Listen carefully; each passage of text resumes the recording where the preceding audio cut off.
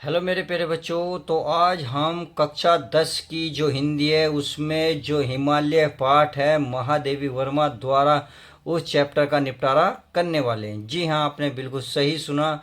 आज हम इस वीडियो में हिमालय जो चैप्टर है उसको इसी वीडियो में कंप्लीट करने वाले हैं। तो हमें सबसे पहले क्या करना है, महादेवी वर्मा का देखिए जीवन परिचय पता होना चाहिए।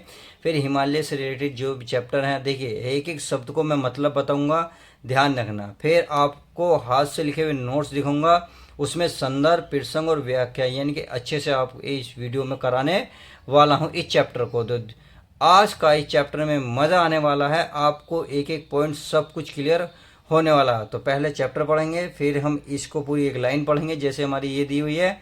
फिर हम इसका जो स्वर्ण रसीम छू श्वेत भाल, तो छू किसे कहते हैं, श्वेत किसे कहते हैं, भाल किसे कहते हैं, स्वर्ण रसीम, यानी कि हर एक शब्द का मतलब मैं आपको बताऊंगा। फिर आपको जो मेरे हाथ से लिखे हुए नोट्स हैं वो आपको दिखाऊंगा ताकि आप अपनी तैयारी बहुत बेटर कर सकें। कि तैयारी में कोई भी कंजूसी मैं नहीं करना चाहता, आप अपना नोट्स भी बनाएं और तैयारी भी अच्छे से करें। तो चलिए पाठ की हम शुरुआत करते हैं, एक एक पॉइंट को समझते हैं और देखते हैं आज की पार्ट में इस वीडियो का ये चैप्टर। तो यहाँ लिखा हुआ है आपका, हे चिर महान। हे माने हे, चिर माने सदियों, महान माने सदियों से महान हो। हे तुम सदियों से महान हो। अब यहाँ किसकी बात की गई है, तो जाहिर सी बात है आप सभी को पता है क्या है, हिमालय चैप्टर पढ़ाया जा रहा, तो हिमालय की ही बात करेंगे। तो यानी कि लेखिका कहती है कि हे हिमालय तुम सदियों से महान हो। यह स्वर्ण रसिम छू श्वेत भाल। यह स्वर्ण रसिम, स्वर्ण माने सुनहरी, रसिम माने किरणें, सुनहरी किरणें, छू श्वेत भाल, छू माने छू जाती हैं, श्वेत माने होता है सफेद, और भाल माने मस्तक। यानी कि जब सुबह को सूर्य की किरणें पड़ती हैं तो तुम्हारे जो सफेद मस्तक है उसको वो किरणें छू जाती है। यानी कि जब का अर्थ दिया गया है जब पहाड़ों पर यानी कि हिमालय पर वो बर्फ जमी रहती है, सुबह के टाइम सूर्य की किरणें निकलती हैं तो वो सफ़ेद यानी कि श्वेत सफ़ेद रहती है।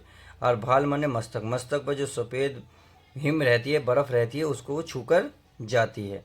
देखिए डरिए मत, मैं आपको लिखित नोट्स भी दिखाऊंगा ताकि आपको लिखने का तरीका भी समझ में आ जाएगा कि एग्ज़ाम में कैसे लिखना, बस अभी आप इसको समझ लें। तो चलिए समझ लेते हैं। अब ये कह रहा है, बरसा जाती रंगीन हास। रंगीन हास का मतलब होता है, इसका है खुशी।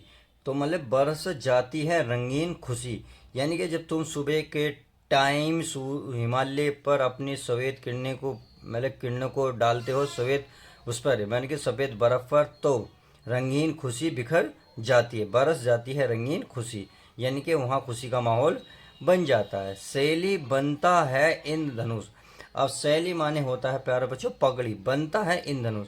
इंद्रधनुष जो है तुम्हारी पगड़ी बन जाती है, यानी कि कवि कहती हैं कि जो इंद्रधनुष होता है सुबह शाम के समय वह तुम्हारी पगड़ी बन जाती है। जैसे आपने देखा होगा बड़े बुजुर्गों के सिर पर एक पगड़ी होती है, तो वही कह रहे हैं हिमालय के ऊपर एक पगड़ी बन जाती है इंद्रधनुष के रूप में। परिमल मल मल जात बतास। परिमल, परिमल माने होता है प्यारे बच्चों सुगंधित, यानी कि सुगंधित, और बतास माने होता है हवा, यानी कि सुगंधित जो हवा होती है। मल मल जात, मल मल जात का मतलब होता है प्यारे बच्चों लेप चढ़ाना, यानी कि एक प्रकार से जब आपने देखा होगा शादी के वक्त जब हल्दी का लेप लगाया जाता है तो उसी उसमें कहते हैं मलने हैं या लेप चढ़ाना, तो उसी प्रकार यहाँ दर्शाया गया है। परिमल बतास, बतास यानी कि सुगंधित हवा जो है तुम्हारे ऊपर मलमल जाती है, यानी कि चंदन का लेप लगा जाती है, मलमल जाती है। पर रागहीन तू हिम हिम निधान। पर रागहीन, रागहीन का मतलब तुम्हें इनसे कोई मतलब नहीं है। पर रागहीन यानी कि तुम्हें इनसे कोई मतलब नहीं है। तुम हिम निधान, तू माने तुम, हिम माने बर्फ, निधान माने भंडार, यानी कि तुम बर्फ के भंडार हो। तो आपने ये समझा। तो चलिए अब हाथ से लिखे नोट्स को देख लेते हैं ताकि आपको लिखने का तरीका भी आ जाए। तो अब देख लेते हैं। पहले आपको क्या करना है, वही शुरू के दो शब्द लिख लेने हैं, लास्ट में दो शब्द लिख देने हैं, बीच में डॉट डॉट लगा देना है। लगाने के बाद आपको संदर्भ लिखना है। तो संदर्भ में क्या लिखना है, प्रस्तुत पद्यांश हमारी पाठ्य पुस्तक हिंदी के काव्य खंड में संकलित हिमालय से नामक पाठ से लिया गया है, जो कि महादेवी वर्मा द्वारा रचित है। बात समझ में आ गई। अब आपको प्रसंग लिखना है। तो प्रसंग कैसे लिखना है, इस पंक्ति में कवयित्री ने हिमालय की महानता और निर्लिप्तता का वर्णन किया है। आप देखिए व्याख्या देख लेते हैं। व्याख्या में महादेवी वर्मा जी कहती हैं कि हे हिमालय, तुम चिरकाल से अपने गौरव एवं महानता को बनाए हुए, यानी कि चिरकाल सदियों से अपने गौरव को और महानता को बनाए हुए हैं। तुम्हारे श्वेत बर्फ से, श्वेत माने सफ़ेद बर्फ से ढके हुए शिखरों पर जब सूर्य की सुनहरी किरणें पड़ती हैं, तब लगता है कि जैसे चारों ओर तुम्हारी रंगीन हंसी बिखरी हुई है। अब आगे देखते हैं। बर्फ पर तुम्हारी किरणों के पड़ने से ऐसा मालूम पड़ता है जैसे हिमालय ने अपने सर पर इन धनुष रंगों की पगड़ी बांध रखी है। फूलों के संपर्क में सुगंधित वायु उसके शरीर पर मानो चंदन का लेप कर जाती है, परंतु हिमालय ने इन सभी चीज़ों से निर्पित है, यानी कि इनसे दूर है, इनसे इससे कोई मतलब नहीं है। इन सभी वस्तुओं से उसे किसी प्रकार का अनुराग नहीं है, इसलिए वह महान है। अब आपको काव्य सौंदर्य को देख लीजिएगा, क्योंकि ये भी इम्पोर्टेंट है एग्जाम के पॉइंट ऑफ व्यू से।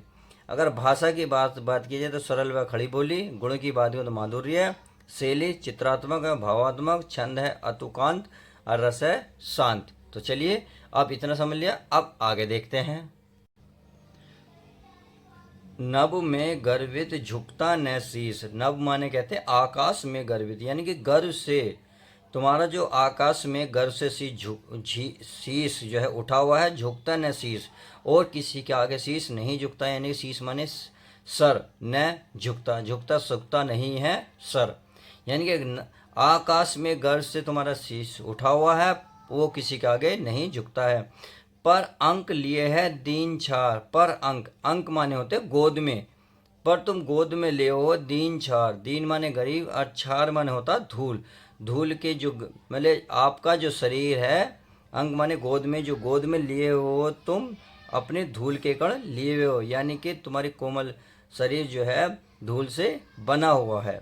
गोद में जो, यानी कि तुम्हारी गोद है वो धूल से भरी हुई है। आगे लिखते हैं। मन गल जाता नत विश्व देख। मन गल जाता, मन माने हृदय, गल जाता यानी कि हृदय पिघल जाता है। नत विश्व देख, नत माने होता नीचे, विश्व को देखकर, जो नीचे तुम्हारे विश्व है उसको देखकर तुम्हारा मन पिघल जाता है। तन सह लेता है कुलिस भार। तन माने शरीर, मन माने मन में मन पिघल जाता है, विश्व को देखकर। तन माने शरीर, सह लेता है कुलिस भार। कुलिस माने होता है ब्रज, यानी कि ब्रज को, ब्रज के भार को देखकर क्या तन पिघल जाता है। उम्मीद है ये दोनों बात समझ में आएगी, क्योंकि देखो लेखिका ने एक में तो हृदय की बात कही है पिघलने की, एक में शरीर के कठोर की बात कही है। तो यहाँ यही बात कह रहे हैं, कितने मृदु कितने कठोर प्राण, यानी कि कितने मृदु। मृदु माने क्या होता है? मृदु माने होता कोमल, और कितने कठोर, कठोर माने कठोर, प्राण माने प्राण, यानी कि इस प्रकार तुम्हारे हृदय, तुम हृदय से तो कोमल हो और शरीर से कठोर हो। उम्मीद है ये भी बात अच्छे से समझ में आ गई होगी। तो चलिए अब जो है हाथ से लिखे नोट्स को देख लेते हैं, ताकि आपको लिखने का तरीका आ जाए। तो चलिए उसको भी हम देख लेते हैं। तो आपको वही दो क्या लिखने हैं, शुरू के दो शब्द लिख देने हैं, लास्ट में दो शब्द लिखने हैं, बीच में डैश लगा देना। संदर्भ आपका पूर्ववर्ती रहेगा। अब प्रसंग की बात कर लेते हैं। प्रसंग में है, कवयित्री ने इस पंक्ति में हिमालय की कठोरता कोमलता का वर्णन किया। मैंने बताया ना, हिमालय दो तरीके से कोमल भी है कठोर भी, यानी कि हृदय उसका कोमल है, अगर शरीर की बात की जाए तो शरीर कठोर है। अच्छा, तो व्याख्या देख लेते हैं। कवयित्री का कथन है कि हे हिमालय, स्वाभिमान से आकाश को छूने वाला तुम्हारा मस्तक किसी शक्ति के सम्मुख कभी नहीं झुकता, यानी कि आंधी तूफान में वर्षा से कभी नहीं झुकता है। तुम अडिंग से खड़े रहते हो, फिर भी तुम्हारा हृदय इतना उदार है कि तुम अपनी गोद में तुच्छ धूल को भी धारण किए रहते हो। संसार को अपने चरणों में झुका देखकर तुम्हारा कोमल हृदय पिघलकर सरिताओं के रूप में प्रवाहित होने लगता है। आगे लिख रहा है, हे हिमालय, तुम अपने शरीर पर ब्रज के आघात सहकर भी विचलित नहीं होते। इस प्रकार तुम हृदय से कोमल और शरीर से कठोर हो। तो इसमें जैसा कि आप देख रहे हैं, टूटी है तेरी कब समाधि। देखिए समाधि माने होता है योग, यानी कि एक प्रकार का योग जो होता है, यानी कि स्थिर। टूटी है कब, यानी कि तेरी टूटी कब है समाधि, यानी कि जितने भी आंधी तूफान आए हैं, ये हिमालय तुम्हारी योगा कभी नहीं टूटी, तुम एक स्थिर बने हुए हो। झांझा लौटे सत हार हार। झांझा कहते हैं अनेक प्रकार के जो तूफान आते हैं, यानी कि लौटे, सत माने सैकड़ों, सैकड़ों हजार प्रकार के जो आपके तूफान आए हैं, हार हार तुमसे टकरा कर हार हार गए हैं और वापस लौट गए हैं। यानी कि सैकड़ों प्रकार के तूफान आए हैं और वो तुमसे टकराए हैं, वे अपनी हार मानकर वापस लौट गए हैं। बह चला दुर्गों से किंतु नीर, सुनकर जलते कण की पुकार। तो देखिए इस लाइन का पूरा मतलब निकलेगा, बह चला दुर्गों से नीर। देखो दुर्गों का मतलब होता है नेत्रों से, बह चला नेत्रों से किंतु नीर माने जल, यानी कि तुम्हारे आंखों से पानी बह चला, कब, किंतु माने जब। सुनकर जलते कण की पुकार, कण की पुकार का मतलब होता है धूल के कण जब जलते हैं तो उनको सुनकर तुम्हारी आंखों से पानी बह चला है। सही है, यानी कि आप ये कह सकते हैं धूल के कण की पुकार सुनकर तुम्हारी आंखों से और करुणा के आंसू जल धारा बनकर बहने लगे हैं। इतनी बात समझ गए होंगे। अब आगे, सुख से विरक्त सुख दुख में समान। सुख में विरक्त, विरक्त का मतलब होता है वैरागी, यानी कि जिस पे कोई फर्क नहीं पड़ता, यानी कि सुख में तुम पे कोई फर्क नहीं पड़ता, दुख में समान और दुख में भी समान हो, अर्थात सुख और दुख में आप एक समान हो, आप पर इस पर इन चीज़ों का कोई प्रभाव नहीं पड़ता है। तो चलिए यहाँ से यहाँ तक का जो आपने पढ़ा, इसका पहले हम हाथ से लिखे नोट्स को दिखा देते हैं, उसकी व्याख्या दिखा देते हैं ताकि आप नोट्स को अच्छे से बना लें। तो चलिए नोट्स देख लेते हैं। तो ये रहा, इसमें क्या करना है आपको, टूटी है तेरी, फिर भी डेड डैश लगा देना, लास्ट में दुख में समान। तो ये हो गया, यानी कि शुरू के 3 शब्द लिखेंगे, लास्ट के 2-3 शब्द, बीच में डेड डैश लगा देना। फिर आपको संदर्भ लिखना है, संदर्भ में लिखना है पूर्वत। पूर्वत का मतलब है जो मैं पिछली वीडियो में बता चुका हूँ, नहीं तो मैं आपको एक बार और बता रहा हूँ। प्रस्तुत पद्यांश हमारी पाठ्य पुस्तक हिंदी के काव्य खंड में संकलित हिमालय से नामक पाठ से लिया गया है, जिसके रचयिता महादेवी वर्मा जी हैं, या जिसकी कवियत्री महादेवी वर्मा द्वारा रचित से। आप कुछ भी लिख सकते हैं, जिसकी रचयिता महादेवी वर्मा है या जिसकी लेखिका महादेवी वर्मा है। सही है। अब प्रसंग देख लेते हैं। प्रस्तुत पंक्तियों में महादेवी वर्मा ने हिमालय की दृढ़ता और उसके हृदय की कोमलता का सुंदर चित्रण किया है। अब आपको समझना है, यहाँ पे ये करा व्याख्या में, देखिए व्याख्या देखिए। महादेवी वर्मा जी ने हिमालय को एक समाधिस्थ योगी के रूप में देखा है, यानी कि समाधि जो है एक योगी के रूप में देखा हुआ है। वे उससे कहती हैं कि हे हिमालय, सैकड़ों आंधी तूफान तुमसे टकराते हैं और तुम्हारी दृढ़ता के सम्मुख हार मानकर लौट जाते हैं। अब नेक्स्ट पेज पे, किंतु तुम अविचल भाव से समाधि में लीन रहते हो। इतनी बड़ी सहन शक्ति और दृढ़ता होने पर भी तुझ धूल की कण की पुकार सुनकर तुम्हारी आंखों से करुणा के आंसू जल धारा बनकर बहने लगते हैं। तुम में दृढ़ता है पर हृदय की कोमलता भी है, तुम्हारे सुख भोग में अशक्ति नहीं है, यानी कि तुम सुख नहीं भोगते हो, तुम्हें इस शक्ति से कोई पर मतलब नहीं है। तुम दुख और सुख और दुख में एक समान रहते हो। यह समत्व की भावना तुम्हारी उच्चता की घोतक है, यानी कि उच्चता का भाव रखती है। ये समझ में आ गई। अब चलिए आगे पहले व्याख्या कर लेते हैं, फिर इसकी व्याख्या देखेंगे। तो अब यहाँ से देखेंगे इसको, देखो, मेरे जीवन का आज मूक माने होता है शांति। आज मेरे जीवन में आज शांति, यानी कि मेरे जीवन का आज जो है जो मंत्र मिल गया शांति का मिला है। मूक माने शांति। तेरी छाया से ही मिलाप, यानी कि तेरी छाया से ही हो मिलाप, और तेरी छाया से ही मुझे मिलाप हो जाए, यानी कि मैं तुझ जैसी बनना चाहती हूँ, तेरी छत्र छाया में रहना चाहती हूँ।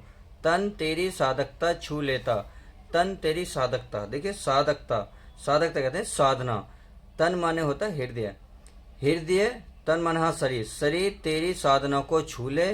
मन ले करुणा की थाप नाप, करुणा की थाप माप का मतलब है प्यारे बच्चों थाप होता है, देखे नाप ले, नाप ले। मन ले करुणा, करुणा में दया की माप ले ले। ओ मेरा जो मन है यानी कि हृदय है वो तुम्हारी तरह करुणा की थाप ले ले या नाप ले ले। यानी कि यहाँ जो है जो हमारी कवियत्री हैं वो ये कह रही हैं कि शरीर तेरी साधना को छू ले और मेरा मन करुणा की थाप ले ले और करुणा को नाप ले। जितनी तुम्हारे हृदय में या मन में तुम्हारी जितनी भी दया भावना भरी हुई है मेरे भी भर जाए। और मैं पावस जग में बिहार, और मैं पावस जग में बिहार का मतलब है कि बरसात के कारण जो बरसती रहे परंतु आंखों में ज्ञान की ज्योति जगमाती जगमगाती रहे। देखिए ये विहार का मतलब होता है ज्ञान की ज्योति, सही है। और पावस माने होता बरसात, यानी कि बरसात के कारण सरसता बनी रहे परंतु आंखों में ज्ञान की ज्योति जगमगाती रहे। देखिए काव्य में यही होता है, छोटे कुछ शब्दों का मेल मिलाप हमें खुद करना पड़ता है। ये अगर पूरी लाइन को देखोगे तो मतलब कुछ नहीं निकलेगा, कुछ शब्द आपको यहाँ ऐड करने पड़ेंगे तब जाके यहाँ पे आपको यहाँ इसका मतलब नजर आएगा, सही है। अब चलिए अब इसकी व्याख्या को देख लेते हैं। तो क्या करना है आपको, वही शुरू में 3 शब्द लिखने हैं, लास्ट में 3 शब्द लिखने हैं, बीच में डैश लगा देना है, फिर आपको संदर्भ पूर्ववर्ती रहेगा। अब प्रश्न, इन पंक्तियों में कवियत्री हिमालय की महानता का वर्णन करते हुए अपने जीवन को हिमालय के समान ढालना चाहती हैं। व्याख्या देखिए, महादेवी जी यानी कि महादेवी जी या महादेवी वर्मा जी ने अपने जीवन को हिमालय की छाया में मिला देना चाहती हैं। तात्पर्य यह है कि वे हिमालय के सद्गुणों को अपने आचरण में उतारना चाहती हैं। इसलिए वे हिमालय से कहती हैं कि मेरी कामना है कि मेरा शरीर भी तुम्हारे तरह कठोर साधना शक्ति से परिपूर्ण हो जाए और हृदय में तुम्हारे जैसी करुणा का सागर भर जाए। मेरे हृदय में तुम्हारे जैसी करुणा की बरसात के कारण सरसता बनी रहे यानी कि सरलता बनी रहे परंतु आंखों में ज्ञान की ज्योति जगमगाती रहे। उम्मीद है ये अच्छे से समझ में आ गया होगा। तो चलिए हिमालय चैप्टर पूरा खत्म हुआ।